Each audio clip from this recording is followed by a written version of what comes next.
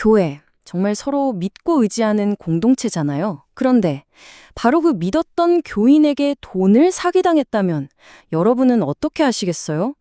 이게 참 생각만 해도 머리 아픈 문제인데 오늘 이 어려운 하지만 꼭 필요한 이야기를 한번 풀어보려고 합니다. 자, 화면에 보이는 이 질문, 정말 딜레마죠.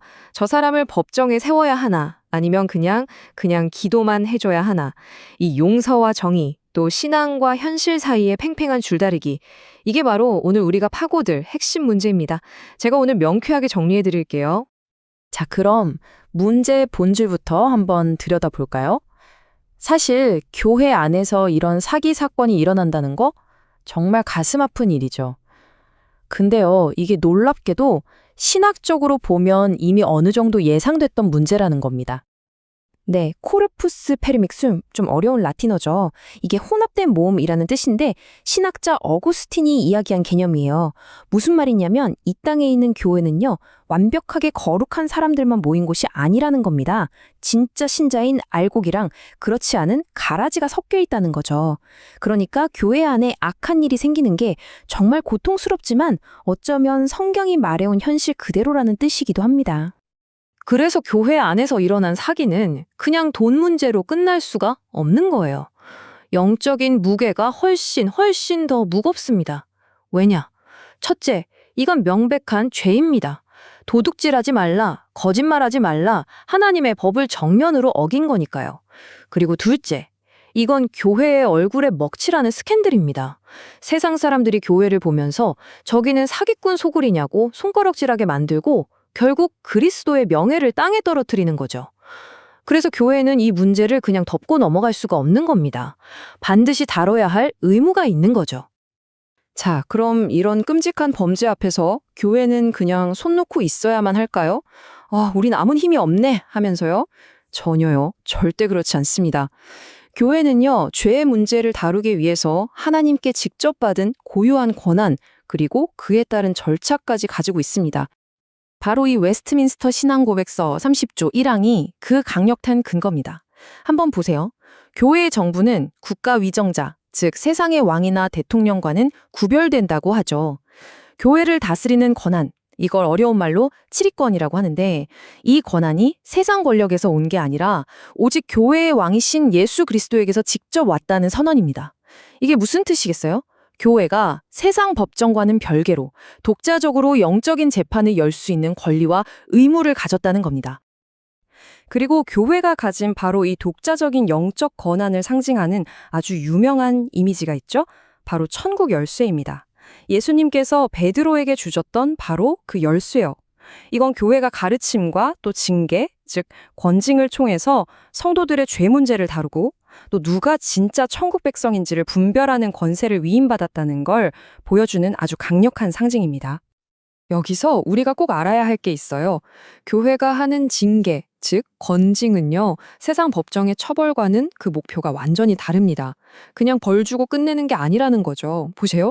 5가지 목표가 있는데 첫째는 죄 지은 형제를 다시 회복시키는 것, 그리고 다른 사람들이 똑같은 죄를 짓지 않도록 경고하는 것, 또 교회 전체에 퍼진 죄의 누룩을 깨끗이 제거하고 실추된 그리스도의 명예를 지키고 결국엔 하나님의 무서운 진노를 피하기 위한 겁니다. 전부 다 교회를 살리고 사람을 살리기 위한 아주 거룩한 목적들이죠. 파괴가 아니라 회복이 핵심인 겁니다. 심지어 예수님께서는요, 우리에게 아주 구체적인 행동 지침까지 주셨어요. 성도들끼리 문제가 생기면 이렇게 해결해라 하고 말이죠. 그게 바로 마태복음 17장에 나오는 3단계 절차입니다. 아주 명확해요.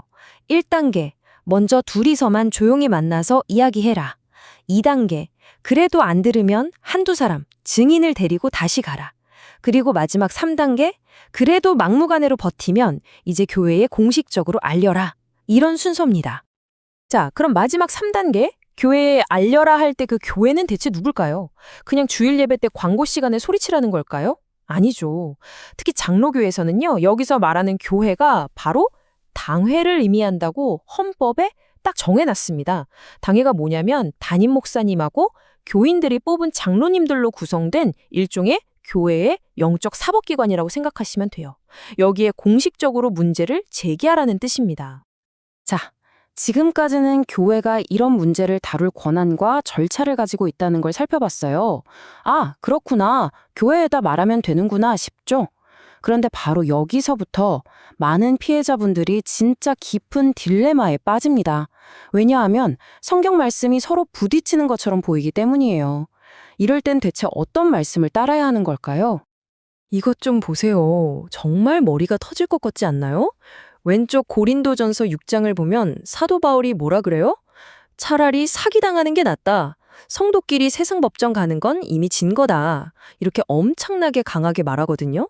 그런데 오른쪽 로마서 13장을 보면 바로 그 바울이 이번엔 국가 권력은 악을 행하는 자에게 벌을 내리는 하나님의 일꾼이라고 합니다. 아니 어쩌라는 걸까요? 사기당하고 그냥 참으라는 건지 아니면 하나님의 일꾼인 경찰에 신고하라는 건지 피해자 입장에서는 정말 혼란스러울 수밖에 없죠. 하지만 바로 이 딜레마를 한 방에 해결할 수 있는 아주 결정적인 열쇠가 있습니다. 신학과 교회법이 아주 중요한 구분점을 하나 제시하는데요. 이것만 이해하면 이 모든 혼란이 아주 명쾌하게 정리됩니다. 자, 먼저 고린도전서 6장에서 바울이 법정에 가지 말라고 했던 그 사건들, 그게 뭐였을까요? 바로 민사상 분쟁입니다. 개인들 사이의 다툼이죠. 성경 원문을 보면 아주 사소한 일, 세상 살면서 생기는 문제들이라고 표현되어 있어요.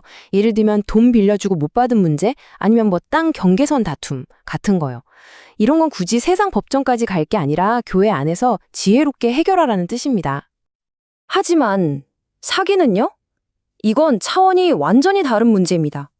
이건 그냥 개인 간의 사소한 다툼이 아니에요.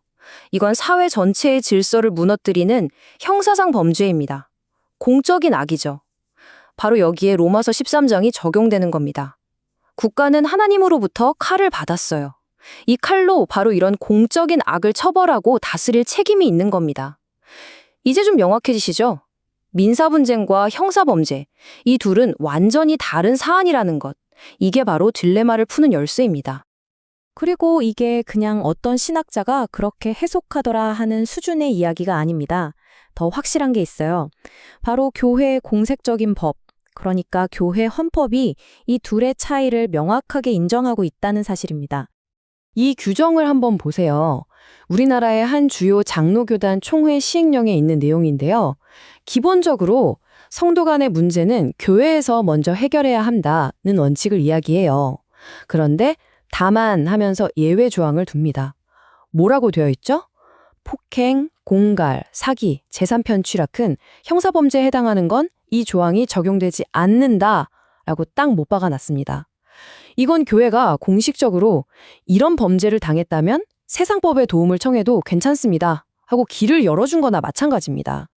자, 그럼 이제 이 모든 내용을 바탕으로 피해자가 구체적으로 무엇을 어떻게 해야 하는지 그 실천적인 해결책을 정리해 보겠습니다. 핵심은 이겁니다. 영적인 정의와 사회적인 정의 둘 다 놓치지 않는 거죠. 이 표를 보시면 한눈에 들어올 겁니다. 저는 이걸 투트랙 접근법이라고 부르고 싶네요. 두 개의 길을 동시에 가는 거죠. 자, 첫 번째 트랙은 교회 권징입니다. 이건 교회의 열쇠 권한을 사용하는 거죠. 목적은 가해자의 회개를 이끌어내고 교회의 순결을 지키는 아주 영적인 접근입니다. 그래서 당회에 정식으로 고소장을 내는 거죠. 두 번째 트랙은 법적 조치입니다. 이건 국가의 칼을 사용하는 거예요. 목적은 범죄자를 처벌하고 내 피해를 회복하는 사회적인 접근입니다. 그래서 경찰에 형사고소를 하는 거죠. 중요한 건 이 두 가지가 서로 싸우는 게 아니라는 겁니다. 이거 할까 저거 할까 선택의 문제가 아니라 각자 다른 영역에서 하나님의 정의를 세우는, 서로를 보완해주는 두 개의 길이라는 거예요. 그러니까 결론은 명확합니다. 사기 피해를 당한 성도는요, 이 두 가지 길을 모두 갈 수 있습니다. 아니, 가야만 합니다. 교회의 열쇠를 통해 영적인 죄의 문제를 다루고 동시에 국가의 칼을 통해 사회적인 범죄의 대가를 치르게 하는 것. 이것은 모순이 아니라 오히려 하나님의 정의를 온전히 그리고 완전하게 추구하는 길입니다. 자, 오늘 우리는 교회 내 사기라는 아주 무거운 주제에 대한 신학적 그리고 법적인 해법을 한번 찾아봤습니다. 마지막으로 여러분께 이 질문을 하나 던지면서 마무리할까 합니다. 교회는 열쇠를, 국가는 칼을 쥐고 있다고 했죠. 그런데 만약 교회가 마땅히 써야 할 그 열쇠를 녹슬게 방치하거나 국가가 휘두르려야 할 그 칼을 무디게 내버려 둔다면 그때는 어떻게 될까요? 이 두 기관의 역할과 책임에 대해 우리 모두가 한번 깊이 생각해 보는 시간이 되었으면 좋겠습니다.